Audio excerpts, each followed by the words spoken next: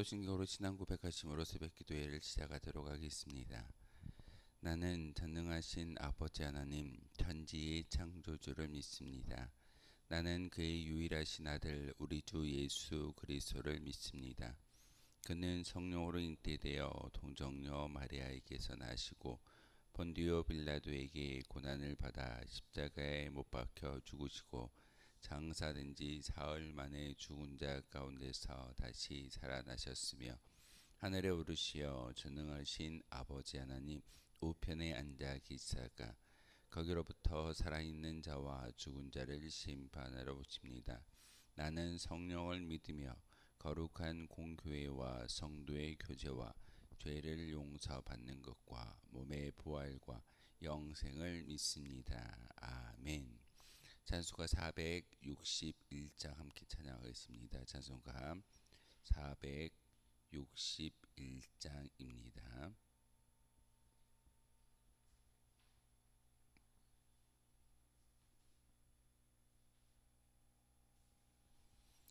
찬송가 461장입니다.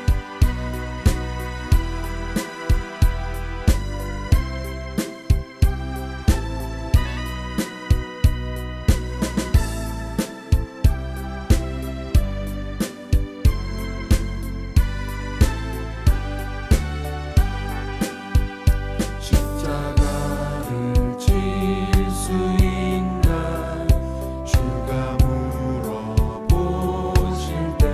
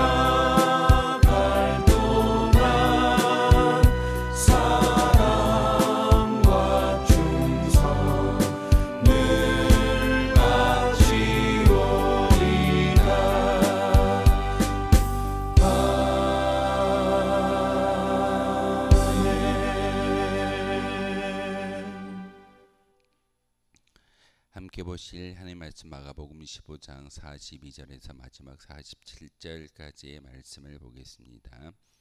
마가복음 15장 42절에서 47절까지의 말씀 한 절씩 교독으로 하나님 말씀 받들어 읽겠습니다. 이날은 준비일 곧 안식일 전날이므로 저물었을 때에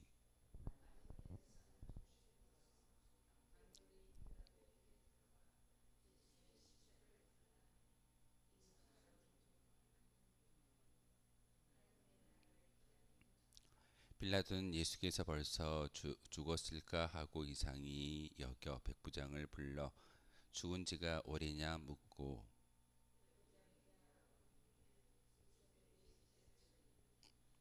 요셉이 세마포를 싸서 예수를 내려다가 그것으로 싸서 바위 속에 판 무덤에 넣어 두고 돌을 굴려 무덤 문을 놓음에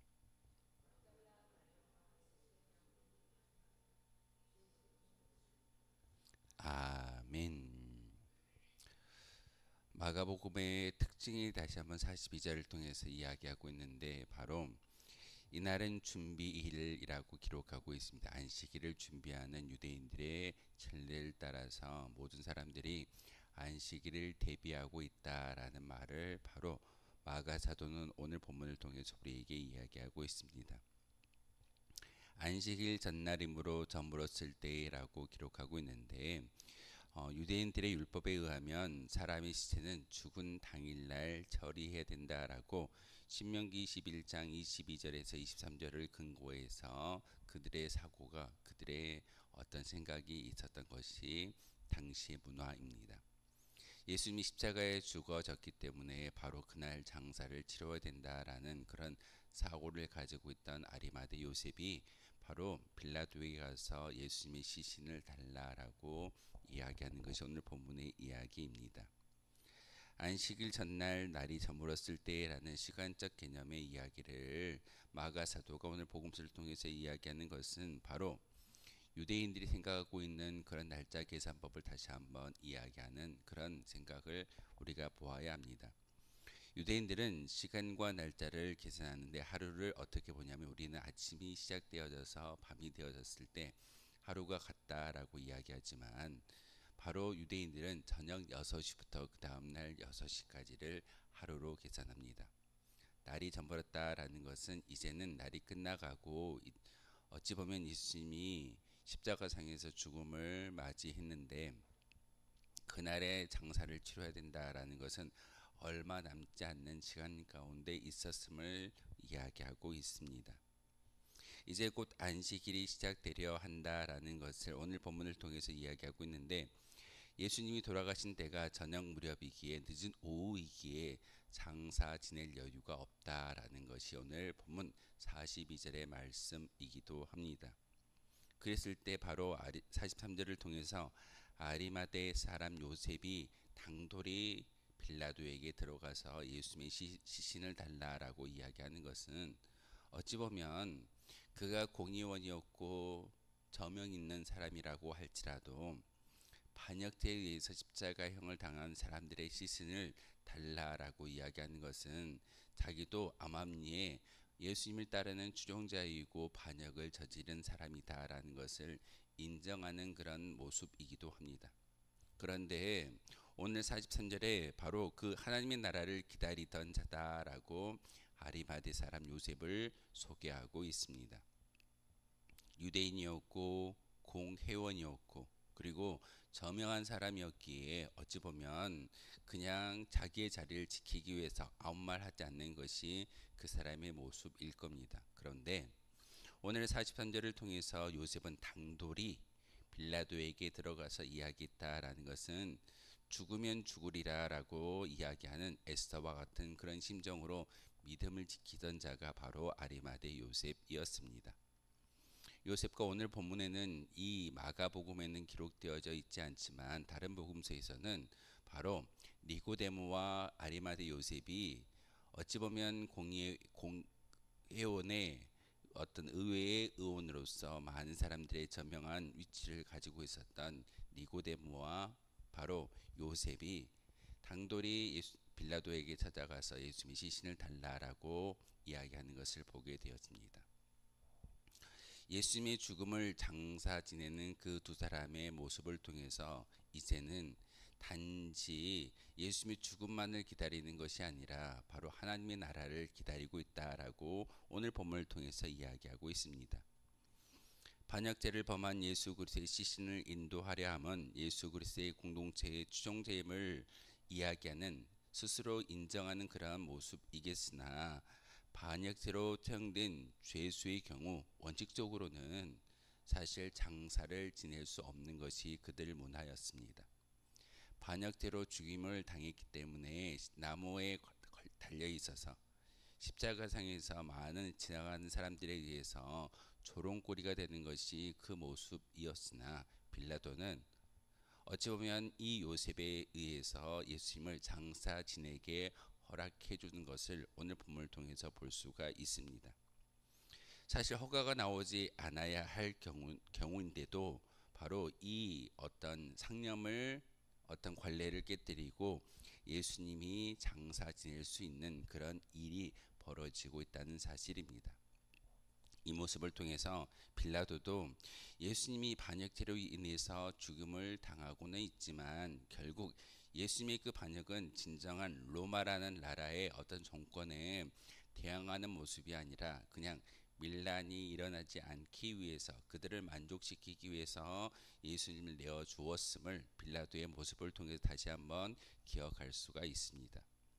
어찌 보면 이렇게 빌라도는 예수님의 죽음에 큰 역할을 감당하고 있지만 중요한 것은 그의 마음은 예수님을 죽음의 자리로 내몰지는 아니했다는 사실입니다.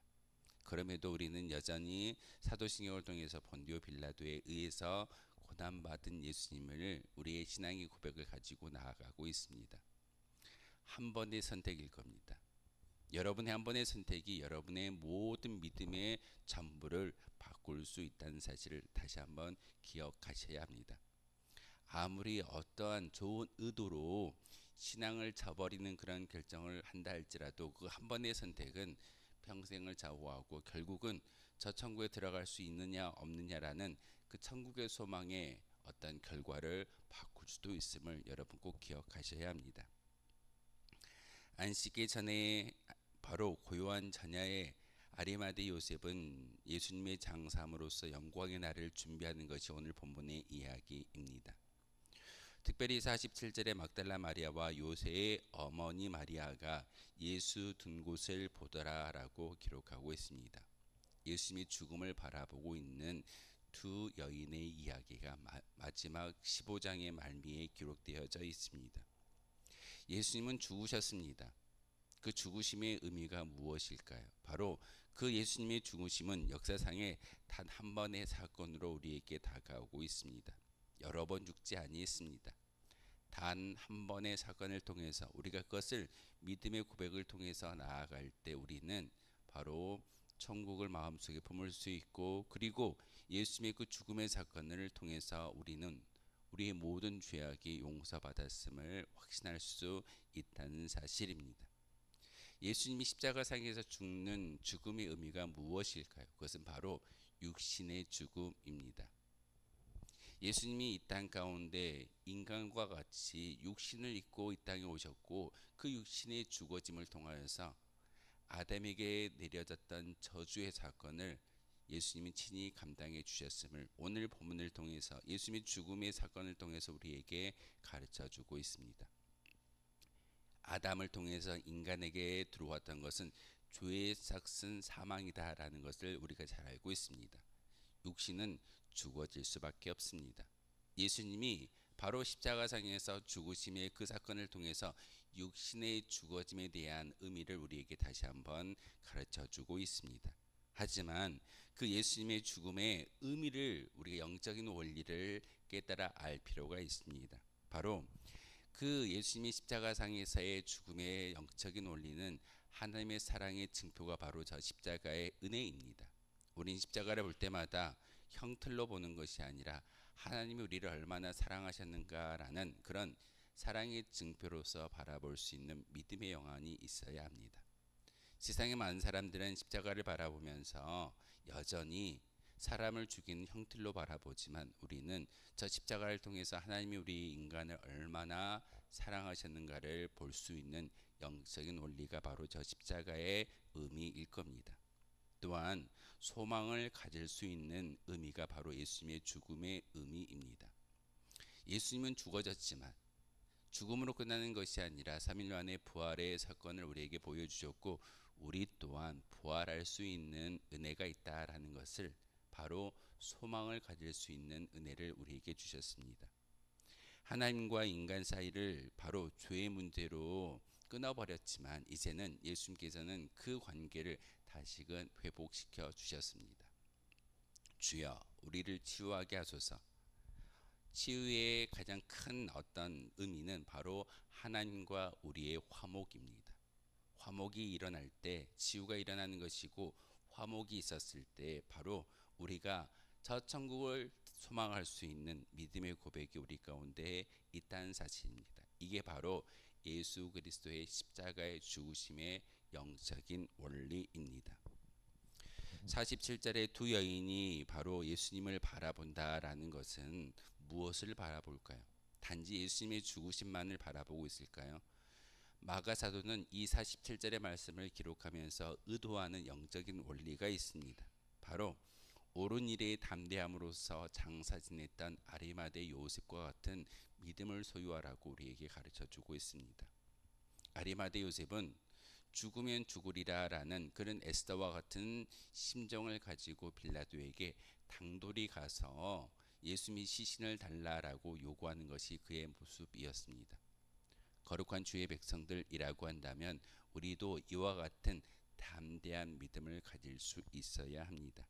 그리고 하나님의 나라를 기다리는 그런 아리마대 요셉과 같이 우리 또한 하나님의 나라를 기다리며 우리가 죽음의 길로 치닫는다 할지라도 그 죽음 이후에 천국을 소망할 수 있는 믿음의 고백이 우리 가운데 있기에 우리는 다시금 이 세상의 전부가 아니라 또한 예수님을 통해서 우리에게 하나님의 나라를 소망할 수 있는 믿음을 주셨기에 우리는 거룩한 은혜가 기쁨을 소유하며 살아갈 수 있는 은혜가 우리 가운데 있음을 예수님의 죽음의 사건의 의미를 통해서 죽음을 바라보는 두 여인의 시선을 통해서 우리 또한 그와 같은 믿음의 고백으로 바라볼 수 있습니다. 또한 아리마대 요셉은 자신의 장사되어질 그 무덤에 새 무덤에 예수님의 시신을 넣어둔 것이 본문의 이야기입니다. 자기의 최상의 것으로 주님을 선대했을 때에 최상의 것으로 받을 수 있다라는 믿음이 있었기 때문에 자기가 장사 지내져야 할 무덤에 예수님의 시신을 모시는 것을 볼 수가 있습니다. 아까워하는 것이 아니라 최상의 것으로 주님께 지극정성으로 대접했을 때 하나님은 더 좋은 곳을 우리에게 책임져 주신다라는 것을 믿는 고백이 있었기 때문에 이 아리마대 사람 요셉과 니고데모의 행적을 통해서 우리는 잘 알 수 있게 됩니다. 그러기에 여러분이 신앙생활을 지켜 나아갈 때 여러분이 가지고 있는 최상의 것으로 하나님을 섬기고 주님을 모시며 성령의 하나님께 여러분의 모든 정성을 올려드릴 때 하나님은 그 정성을 그저 보시기만 하는 것이 아니라 더 좋은 곳으로 예비하시고 보상해 주실 줄 믿습니다. 그 보상이 무엇일까요? 물질도 있을 것이고 육신의 건강도 있을 겁니다. 하지만 가장 좋은 보상은 바로 저 천국을 소망할 수 있고 천국 가운데 우리의 집이 아름답게 건축되어지고 있는 예수님의 그 말씀을 우리 마음속에 새길 수 있는 거룩한 은혜일 줄 믿습니다. 바로 최상의 것으로 보답해 주신 하나님의 은혜를 다시 한번 바라볼 수 있는 두 여인의 시선처럼 우리도 주님을 바라보며 나아가는 거룩한 한 날 되어 주시기를 주님의 이름으로 소망하겠습니다. 기도하겠습니다. 거룩하신 주님 참으로 감사를 드립니다.